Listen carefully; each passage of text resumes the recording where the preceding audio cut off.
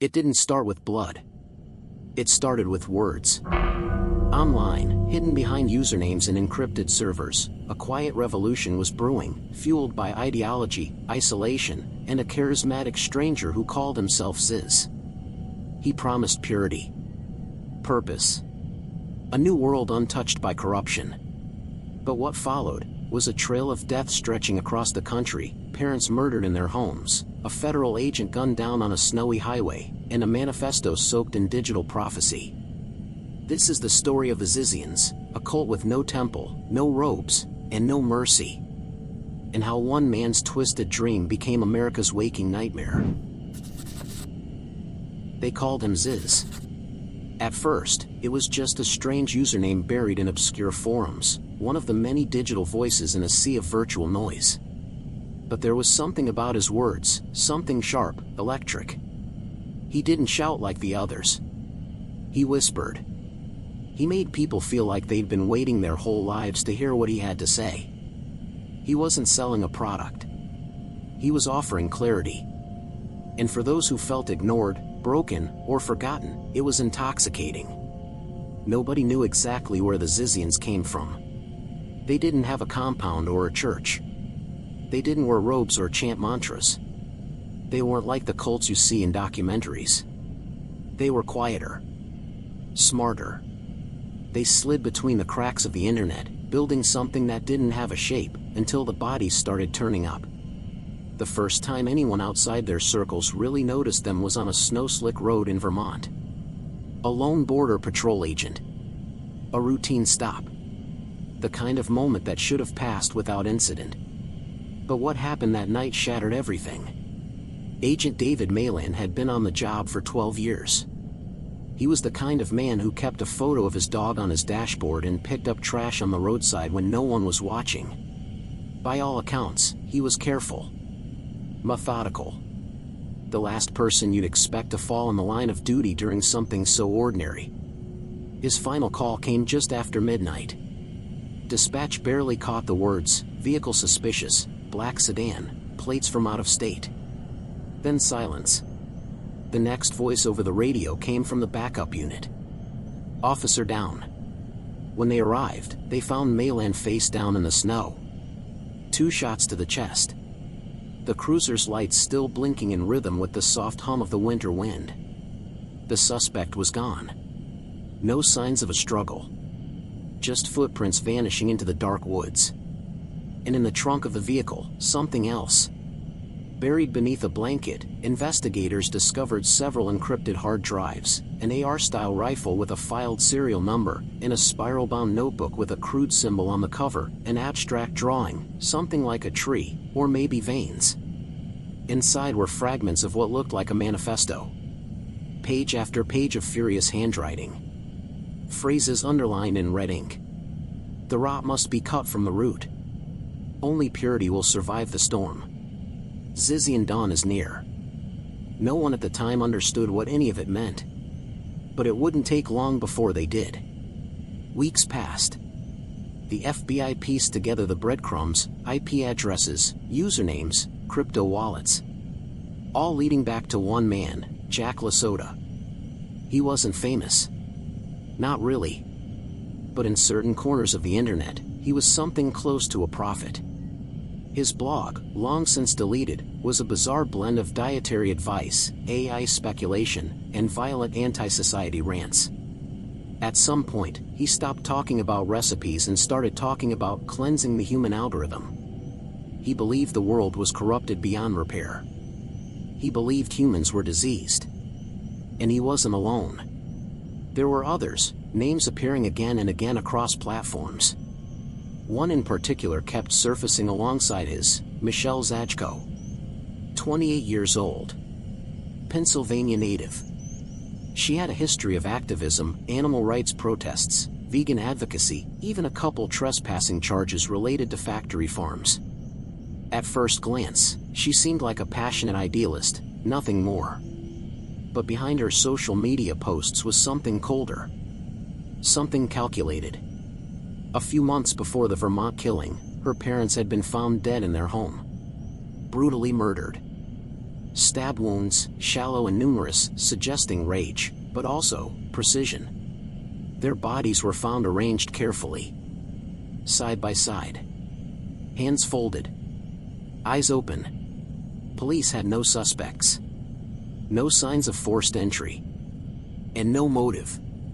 But now, looking back, it was impossible to ignore. The third name was Daniel Blank. A ghost of a man. No online presence, no job history, no fixed address. Just a string of burner phones and sightings at places where Zizians were rumored to meet: bookstores, abandoned houses, vegan cafes in fringe college towns. He didn't speak at rallies or post in forums. He simply followed.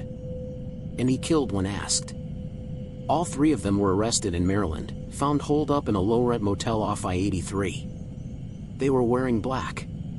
Each had a handgun. And in their room was a whiteboard covered in what authorities would later describe as target planning. The list on the board? Mostly names. Some addresses. One word written at the top, in all caps. Severance. The media had a field day. Vegan death cult busted. Digital doomsday group exposed. But none of the headlines truly captured what the Zizians were, or how close they had come to something even worse. Because those arrests didn't end the story. They only slowed it down. Behind the scenes, law enforcement agencies scrambled to identify other followers.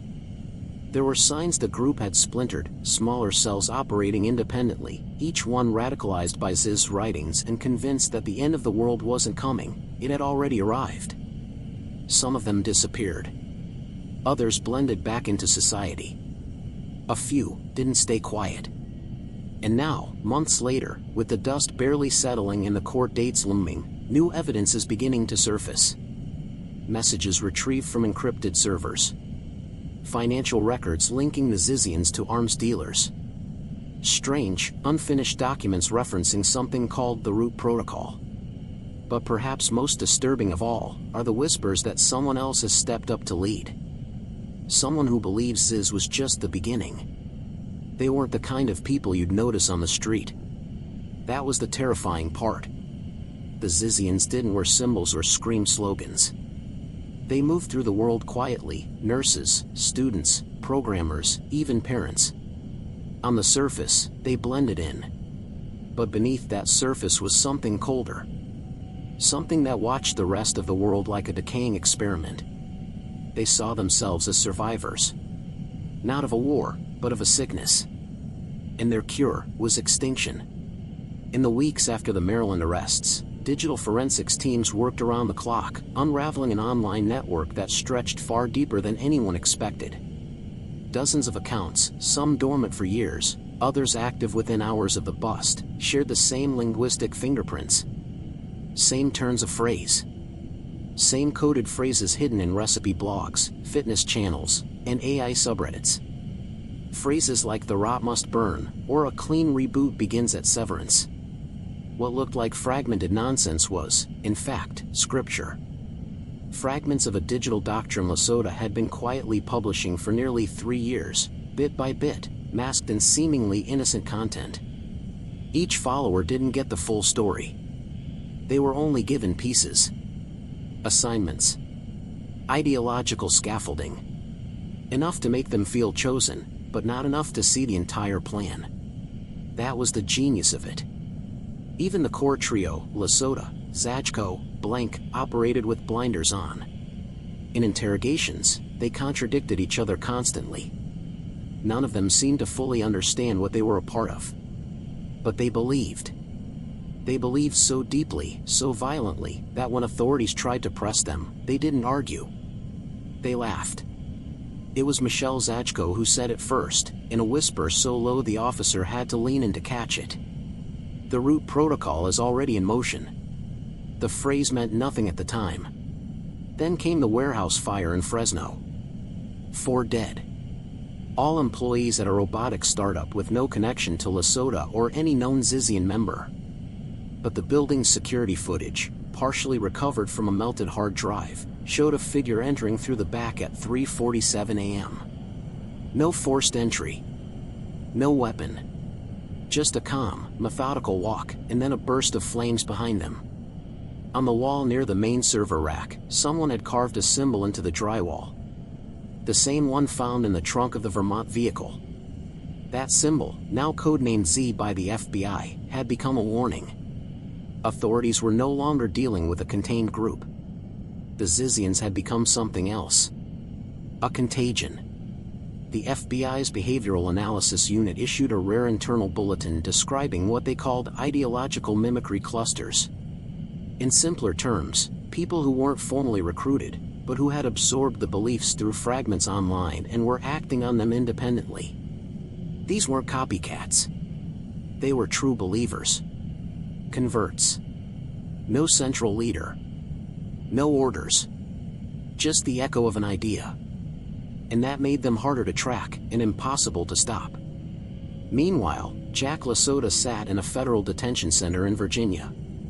For 73 days, he refused to speak. Then, without warning, he asked for a typewriter.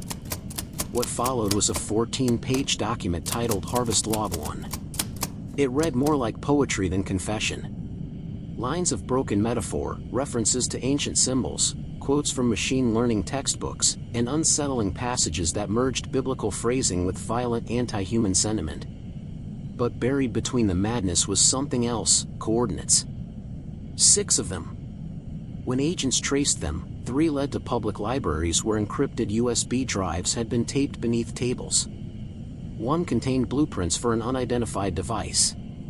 Another held footage from a forest ritual, faces obscured, a tree burning at its base, voices chanting the word clarity again and again. The 6th coordinate?